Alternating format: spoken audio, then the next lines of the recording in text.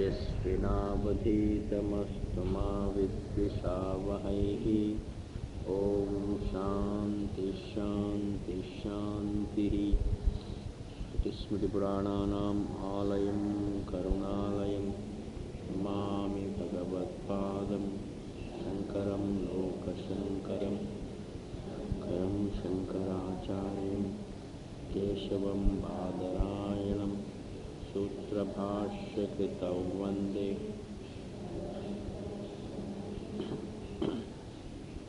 Om. So we were doing the Prashna Samarthyati. So the question on the part of the student is like this. He just wants to know whether the body, breath and mind, body, breath, senses and mind, this is called Karya Karana Sanghatam.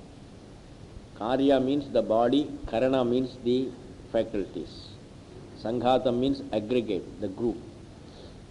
The body, breath, senses, mind, intellect, all of them are called Karya Karana Sanghatam. Karya means the body, Karana, not Karana but Karana. Karana means all faculties, senses, mind, intellect, all of them are called Karana. Like Antahkarana. The entire Antahkaranam is called Karana.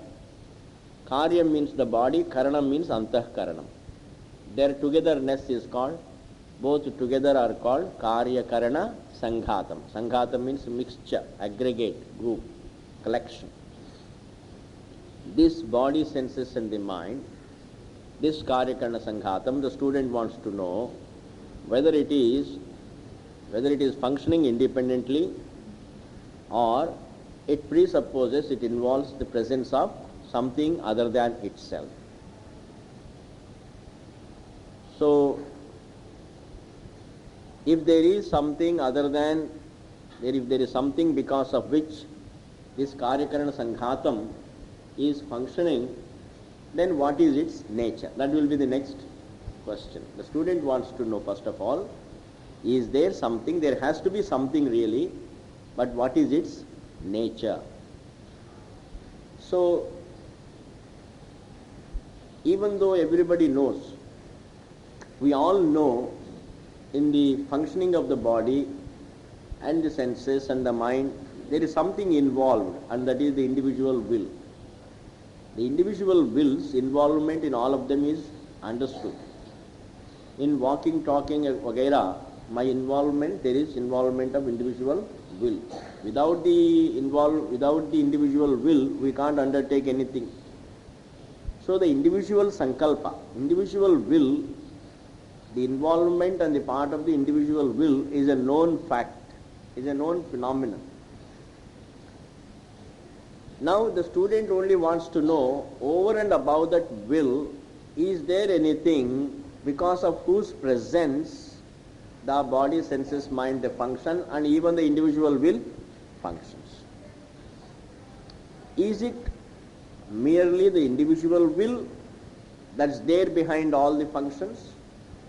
Or is there something else because of whose presence the individual will itself is able to function?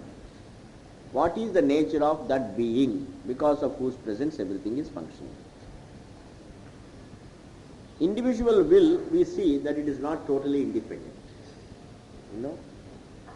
Individual will is not totally independent. The will itself seems to be shaky. Sometimes it is correct, sometimes you make a right choice, sometimes you make a wrong choice. That means what? The choice itself is not almighty, is not all powerful, it is not all enlightened. So the choice itself seems to be not almighty, number one. Itself doesn't seem to be independent in its existence, because sometimes it is, sometimes it is not.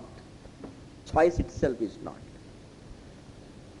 कभी कभी होता है, कभी कभी नहीं भी होता है. Sometimes you are choiceless. When you go to sleep, you have no choice. In sleep also, if you have choice, you will not get up. You quarrel with somebody and go to sleep. You just don't want to be, you just go to sleep. And supposing in sleep also you have a choice to get up or not. Will you get up? No. Because if I wake up again, I have again jagada. Why? Why should I wake up and again pick up a fight? Let me remain in sleep. So the choice is not there in sleep. If you have a choice in freedom, if you have choice in freedom, you will never lose it. If there is choice in sleep, you will never lose it. Nor there is choice really, the limitation of choice you see, the so-called choice. In sleep the choice itself is non-existent. In waking you have a choice to accomplish things, to do a few things within the waking. But you have no choice. As far as falling asleep is concerned, it is not by choice. If you can fall asleep by choice, then you can remain awake for months and years. Then you start working in the night also. You start making money in the night also. Because to fall asleep is within your choice, then you will not fall asleep. Therefore, one falls asleep choicelessly. One wakes up not by choice. One falls asleep not by choice. One dreams not by choice. But within the waking, for some time, I use my choice for going, coming, doing, eating, drinking. In small transactions, I use my choice, but I can't use my choice beyond those few things. Therefore, this so-called choice, individual choice, has its limitations. It's not almighty, it's not all powerful. And it is not all enlightened, it's not omniscient also. It's not all enlightened because it makes a wrong choice.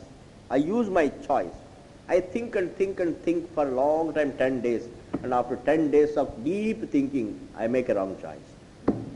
That means what? Choice can make mistakes. Sometimes I know it is wrong. I don't want it, but still I choose it. That means choice is not all powerful also. My choice cannot resist a temptation. My choice cannot pursue the truth. My choice cannot resist the untruth. A pleasant thing. It is pleasant but wrong. I can't resist. Even though it is wrong, but it is very pleasant. You can't resist. Like many people, a diabetic, you bring ice cream before him. You must see how a diabetic craves for an ice cream. Before he became diabetic, he did not have the desire for ice cream. But the moment he became a diabetic, every diabetic has got only one problem. He likes all that is not good for him. So the sugar, so he wants really ice cream, he wants all chocolates, he wants all sweets, everything. That is all because even though it is all wrong, but my choice is so limited, I can't resist it. That means what is choice? Is it almighty? Is it self-existent? No, neither it is self-existent nor is it almighty. It is not self-existent because if it is self-existent, it should have no negation, but it gets negated in sleep. It is not almighty because if it were almighty, it would always make the right choice. It would always be strong enough against all wrong things, but it yields, it gives in. If my choice gives in, that means what? It's not almighty. Therefore, the student wants to know, over and above this individual choice, individual will, is there something because of whose presence the individual will itself is functioning? Dehadi sanghatat, dehadi sanghat se anityat. This dehadi sanghatam itself is anityam. Anityam means it is non-eternal. The whole thing comes to an end. The anityatvam of the dehadi sanghatam you must see. It's very beautiful. What you call me, this me, Mr. So-and-so is there as long as dehadi sanghatam is there. When dehadi sanghatam is not there, Mr. So-and-so individual is not there. So now, dehadi sanghatad anityat कर्म कार्यात् विरक्तः. So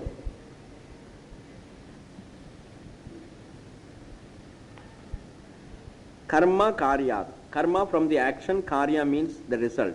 Viraktaha, the one who is not interested. The one who is virakta from karyakarana sanghatam. The one who has understood this karyakarana sanghatam is not the truth.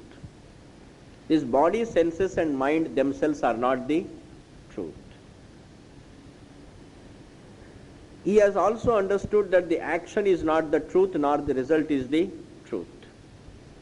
Body is not the truth, senses are not the truth, thought is not the truth, individual will is not the truth, because all of them are non-eternal. Action is not the truth, because it only brings about a result which is again non-eternal. Therefore, body which is non-eternal is not the truth. Sense organs are not the truth because they are also non-eternal. Thought is not the truth because that is also non-eternal.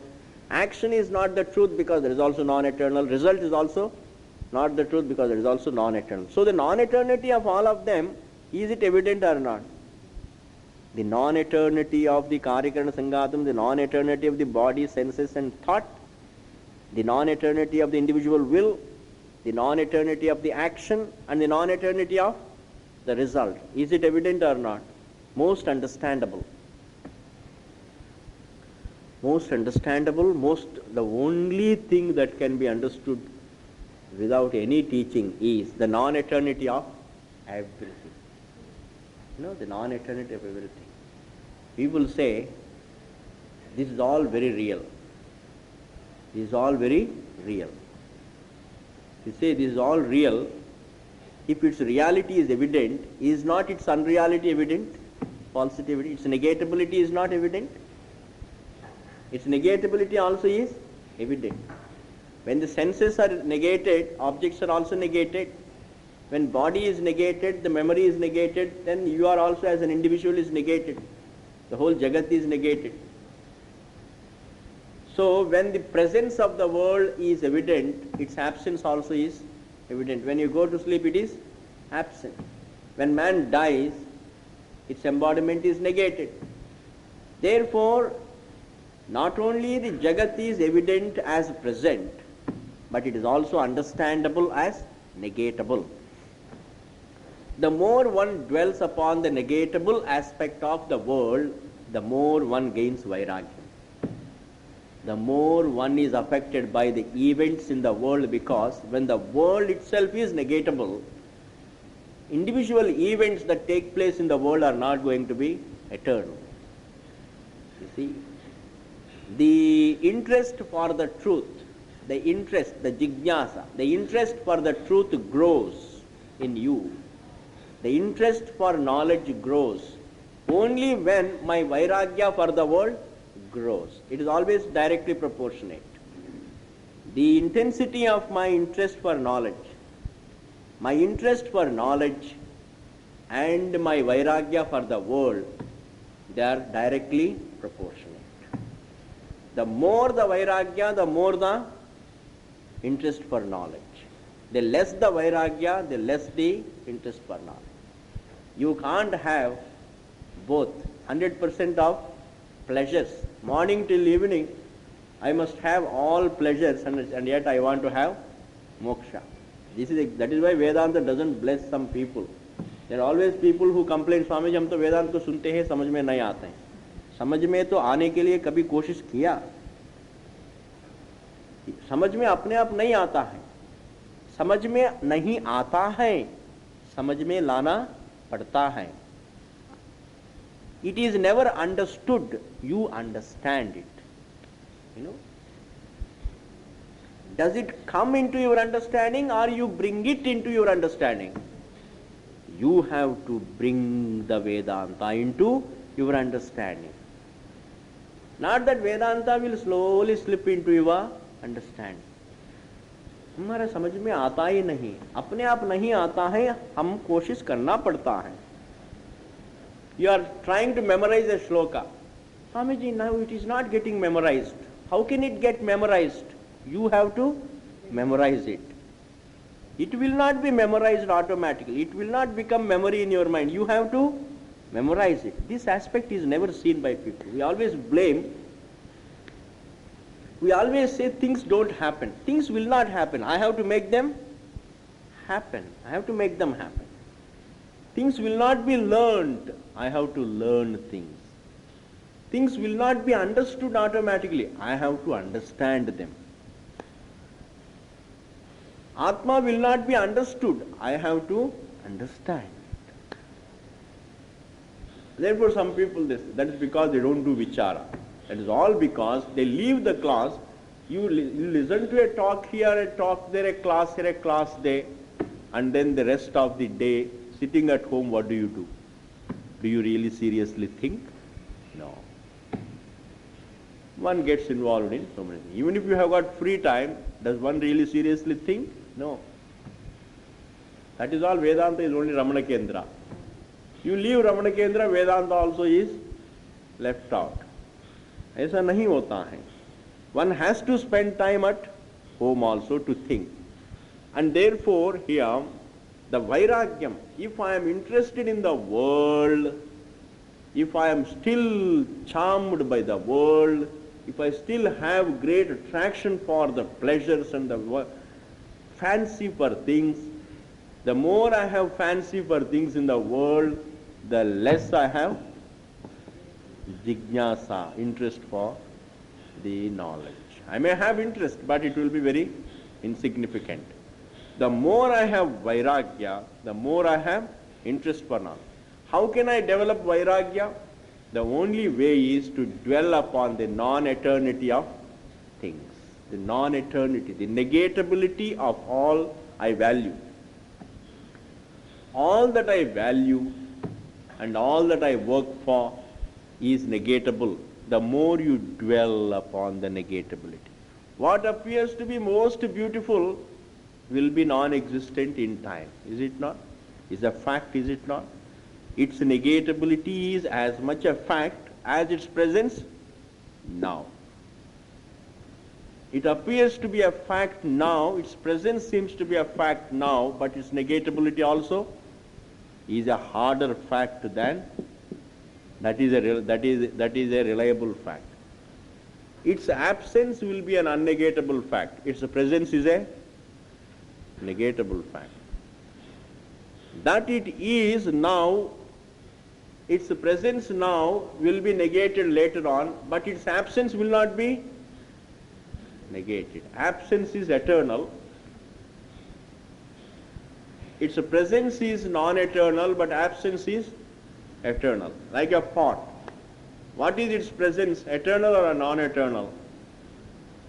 Its presence is non-eternal. When it breaks, then its absence is what?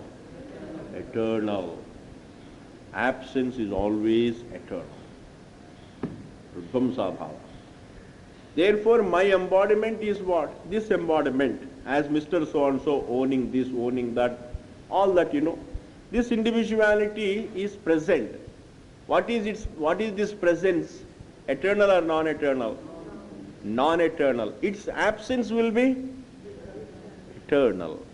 Eternal. That is an unnegatable thing. And therefore, the more I dwell upon the negatability of all that I value and own, however unpleasant it is to dwell upon that aspect of non-eternity, a wise man has to dwell upon it. Then alone he is keeping his eyes open to the facts. One has to keep one's eyes to the fact of negatability of the entire things. The more I dwell upon it, the more I have interest for knowledge. The more I have vairagya, the more I have interest for knowledge. And for such a person, here Bhagavan says, the one who is viraktaha from all of it. A student who is asking question to the teacher, who is he? He is a viraktaha. Karyakarana sanghatat karma karyatcha viraktaha. He is virakta. Ataha, therefore, anyat kutastam. something other than this Karyakarana Sanghatam, other than action, other than the results. Kutastham, the eternal. Kutastham means that which doesn't change. Kutastham. He is interested in the Kutastham. Is there something on which I can rely? Is there something that cannot change? Is there something that cannot change? Kutastham. Kutastham means what? That which does not change. Is there anything that cannot change? He wants to know. He doesn't know, but he wants to know. There must be something. There must be something. He thinks, the student thinks there must be something because Shastram also says. Kutastham, Nityam, eternal. Vastu, a fact, a truth. Bubhutsamanaha, with a desire to understand. Bodhum ichuhu. Bubhutsamanaha means what? Bubhutsamanaha means with a desire to understand. So the student is interested. The student only wants to know a vastu, a fact, which is nityam, eternal, which is kutastham, doesn't change. Is there something? If there is something called nityam and kutastham, it cannot be a part of the body. It cannot be a part of this aggregate of body, senses and mind. It should be independent of the body, it should be independent of perception, should be independent of thought, should be independent of memory. Because all of them die. Body dies, breath dies, senses die, thought dies, memory dies. If that truth also is within this realm, if it is physical, it will go. If it is in the form of breath, it goes. If it depends upon perception, if it is an object of perception, it goes, because perception itself goes. Can't be an object of thought, can't be an object of memory. Is there something which is independent of, which is other than body, breath, senses, thought, memory? Is there something? That he wants to know. If there is something, then it is kutastha, then it is nityaha. Bubhutsamanaha, with the desire to understand. Prichhati, he asks. The student asks this question to the teacher. The student puts this question to the teacher with a desire to understand some nityam, the kutastham, because he has got virakti, he has got vairagyam for all of it. Means what? He has understood the anityam as anityam. Ek hota hai, there are two mistakes. Man has got two mistakes. His whole strength is nothing but why a person is very strong in the world, in the society. Say he is a very successful man, very strong man, very active man. He is really a very, very happy man, we say, because he has got a lot of money, You understand all that language. That's all why. That strength is only two mistakes. One is the anityam he takes to be nityam, and what is nityam he doesn't bother about. What is anityam, he never looks at the anityatvam of the things. For him, what is nityam? What is anityam is taken to be the nityam. And what is nityam he never thinks. That is the strength of activity. That is the strength of running in the world. The force behind running is what? Why does a man run? Because he sees it as nityam. He puts a great value in it. He puts money into money. He puts value into money. Puts value into things. Puts value into fame. Puts value into all the objects. I put the value and then I run. That is because I never dwell upon the negatability of the things. I can't imagine, visualize the ultimate of everything. Ultimately, what is all? In a very simple language, our sages tell very nice. These Babas, like Kabir Das, Surah Das, Mirabai. These are all, very simple people. But they have told really beautiful truths in simple sentences. They say, 3 din ka khel. Kabhi bhajan mein aata hai na? It's a very big statement. Teen din ka khel. There are two things in it. It is all krida. Life is like a game for it. It is all maja. Khel means what? Teen din ka khel means it's all maja. But how many din ka? Keval teen din ka. It's all maja, all right, but teen din ka maja. Afterwards, gone. Therefore, in the light of the majaness, its non-eternity is forgotten. The non-eternity is not dwelt upon in the light of the majaness in it. Because life has something to give in the form of pleasure. So I put my mind on the pleasure part of it, but I forget to see the non-eternal. I run after things because I take it to be eternal, take it to be real. This student, having become virakta, goes to the teacher, puts a question, please tell me, is there something and what is its nature because of which body, breath, mind function? Itaratha, otherwise, Ichha vak karma bihi. Ichha, desire. Will. Ichha means will. Vak means speech. Karma means action. Karma bihi, through all of them. Dehadi sanghatasya prerayitritvam. The force behind the body. Dehadi sanghataka prerayitritvam, with the prompters. We know this much. If the body, if you make somebody function or if you make yourself function, so you have to use your own will, ichha. My own will can prompt me, my will can prompt others.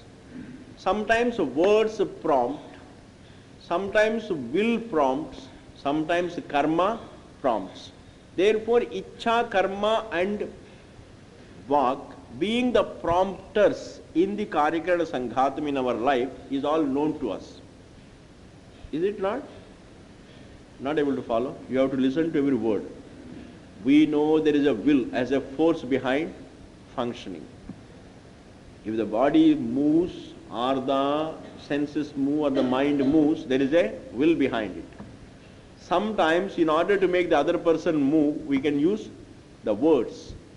We can motivate by will, we can motivate by desire, we can motivate through words, we can also motivate by action. My own desire can motivate me. My desire can motivate others also. My words can motivate others. My action also can motivate others. Therefore, the will, word and action are already known to people as motivating forces. Now the student is not interested in knowing the will, the desire, the will and the action and the words as the motivating forces. He wants to know if there is anything over and above. If there is anything over and above the will, the words and the action, if there is anything else which is there, because of whose presence everything else functions. Not able to follow? Ichha va karma vihi dehad sangadasya prerayitritvam prasiddham is already known. Prasiddham means what? Is already known. Will as a motivating force, desire as a motivating force, words as a motivating force, action as a motivating force is already known. Prasiddham. Now what is what is not prasiddham? Over and above them, if there is something and that is not known to man. Therefore the student is asking only about that presence, because of which that entity, that being. He wants to know if there is some being because of whose presence the very desire is possible, the very will is possible, the very word is possible, the very action is possible and everything else is possible. Is there a being? Prasiddhamiti prashnaha. Therefore the prashnaha anartakaha eva syat will be futile. Meaning his prashna, a student asking a question If the student asks a question and the answer is, like this, just listen. Don't worry about the text. The student comes, Swamiji, is there anything? Is there anything that moves the body, that moves the breath, that moves the senses, that moves the mind? Then I say, it is your own will. Supposing I say, and that there is your will behind your mind and senses in the body is known to you or not? Is known to you, is it not? Now what is known to you, if I again mention it, is it a revelation or a repetition? And a purposeless repetition. Is it not? It is just like telling a person, I am going to tell you a great secret. What is that, Swamiji? What is that great secret? Because I am always interested in secrets. Now what is that secret? I say, the secret is, don't tell anybody, you are a human being. I whisper into his ear, you are a human being. Now what secret is it? Does he not know? He knows that he is a human being. And then I go and tell him, you are a human being. Ab to manushya hai. This is what is called a purposeless repetition. Unwarranted repetition of facts known to me. Unwanted waste of time. Therefore, I go to a teacher, he just repeats what I already know. Therefore, the question is a waste, the answer is also waste. Therefore, if the question should not be a waste of time and the answer is not a waste of time, then the answer should not pertain to the individual will, the karma and the words. Therefore, who is the prompter? The prompter of everything, the prompter of the entire Karyakarana Sanghatam cannot be individual will, etc. It has to be other than individual will. And that being, because of whom the individual will itself functions, that being should not have a will. This is very important, please. जीवात्मा का इच्छा होता है, परमात्मा का इच्छा नहीं होता. अगर परमात्मा का भी इच्छा हो गया तो परमात्मा will become what? जीवात्मा. Therefore इच्छा नहीं होता है. It's pure presence. Presence is different from will. Simple presence is different from will or desire. Generally, the theism, the people who are devotees, they keep imagining a will in the Lord. So they always want to come across the Lord with a will. So that, with that will, he can bless them, can talk to them. Because, I can't think of the truth. I want to imagine the truth in my own image. Own image. Because I am a fact to myself. I am not an imagination. Now, the truth that I come across also should be in my own image. I have a will, therefore the Bhagavan also should have a will. Only difference is that is a grand will and mine is a submissive will. But that is a very grand will. That's all the difference a devotee wants to come across. He wants to come across that kind of God. Why? Because he is more a believer, not a thinker. The moment you start thinking, then you understand in the truth there can't be will. In the absolute there cannot be will. When you go to sleep, you leave the individual will. When you leave the individual will, what are you? You are absolute. In that there is no will. The will means it will function. A non-functioning will is not possible. Will means to function. And will's definition is that which wills to do, a will wills to do, a will wills to see, the will wills to think, the will wills to enjoy, the will wills to do this, do that, see that, gain this, gain that, like this, dislike that. Therefore, what is the job of the will? The job of the will is only to will doing this, doing that. Can we say that truth has a will? Which will puts the truth in doing this and doing that? That is all the job of the Jivatma. As a Jiva, I have a will, and this will keeps me busy the whole day. Busy the whole day. Supposing there is no will, I will remain as a statue. A statue has no will. Therefore, I minus a will be like a statue. Try not to use the will and then make a movement. You make one small movement without using the will. I tell you, even when you are not making a movement, you are using a will not to move. Is it not? If a person, please sit straight. That means what are you doing? Using your will not to move. When you make a movement, use your will. Now let me get up. That means what? Using your will. Therefore, without a will, like a statue.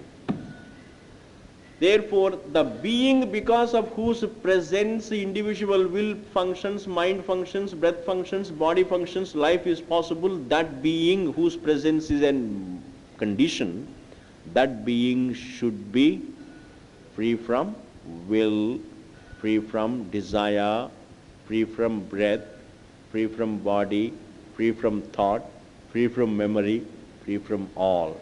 That is absolute. That is why it should be understood that way. Up to this, can you write down? Then we will go. Can you just try to. Saha viryam karavavahai tejasvinavadhitamastu ma vidvishavahai. Om shanti shanti shanti. Shrutismriti purananam alayam karunalayam. Namami Bhagavatpadam Shankaram Lokashankaram Shankaram Shankaracharyam Keshavam Badarayanam Sutra Bhashya Kritav Vande Bhagavantau Punah Punah. So, we have seen page number 27.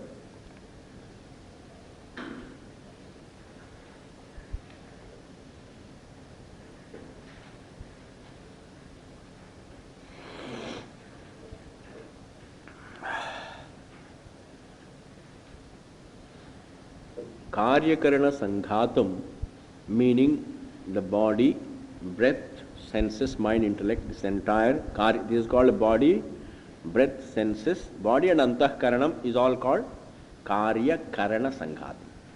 Karanam means antahkaranam, which includes indriyas, prana, and manaha, buddhi, ahankaram, chittam, all of them are called antahkaranam. Body is called karyam. Karyam and karanam means the body and the antahkaranam. Sanghata means the aggregate. So both together is called Karyakarana Sanghatam. Now when the student puts the question, so keneshitam padati preshitam manaha. So desired by whom, prompted by whom does the mind fall? Desired and prompted by whom does the speech speak? Desired and prompted by whom does the breath function? Desired and prompted by whom does the sight see and ear hears? Eye sees and ear sees. I mean sense organs perceive. Now, in this question, the doubt is, why do you ask this question? Because it is prasiddham, it is already evident. Desired by whom is evident, prompted by whom is evident. The desire is evident, being prompted by whom is evident. Why should a student come and ask a question to the teacher as to desired by whom and prompted by whom? It's evident because the will, desired by whom means willed by whom.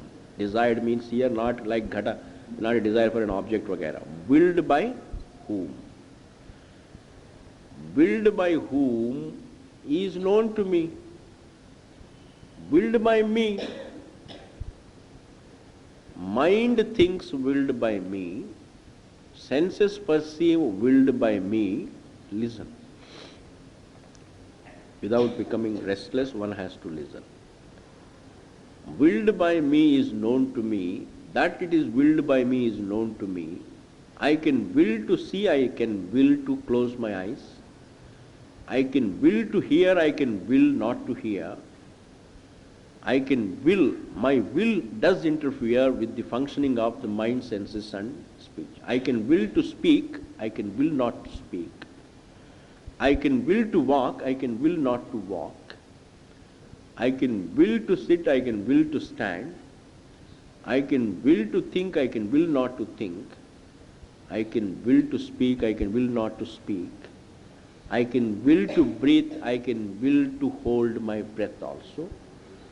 Like this, the willing is done by me, and prompting also is done by the three things. The will is one, Ichcha is one, promptitude is threefold. Preshana is threefold. That is, you prompt by, again, by mind, by Ichcha, by desire. You can prompt yourself by Ichcha. You can prompt also through speech. You can also prompt by action. So you can tell yourself to go, you can desire to go, the words can prompt me, somebody's words can say, please go. My desire to go can make me go. Somebody's words can make me go. Karma, somebody can also act in such a way that I go. So desire can do preshana, speech can do preshana, action also can do preshana, means prompting. So Ichcha means the will, preshana means, well, promptitude in the form of thought, word and action.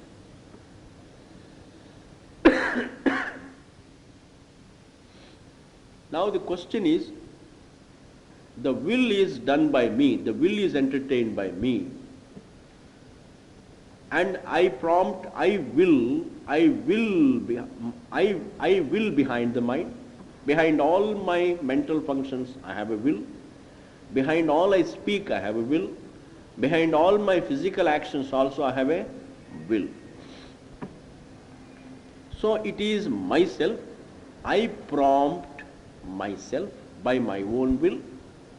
I prompt myself by my own words, or I prompt myself by my own actions. So Karyakarana Sanghatam itself is the prerakam, itself is the desirer, itself is prompted. Body, breath, senses, mind, me, the Karyakarana Sanghatam, the Jiva. Jiva wills, Karyakarana Sanghatam wills, Karyakarana Sanghatam itself is willed, Karyakarana Sanghatam wills, I will, and I will my mind to think, I will my senses to see, I will my breath to function, I will my body to move. That means what? It is I who will, it is I who prompt, and it is I who am prompted, it is I who am willed. Therefore, I as a jiva is what is called Karyakarana Sanghatam. So, Karyakarana Sanghatam itself is involved, is known to be the one who wills. Karyakarana Sanghatam itself is known to be willed. Able to follow? The student knows, it is universally prasiddham, everybody knows, it is I who will, it is I who prompt, and it is my own body, breath, senses and mind that are willed and prompted. So in a way we can say that it is the Karikana Sanghatam that wills and it is the Karikana Sanghatam that is willed.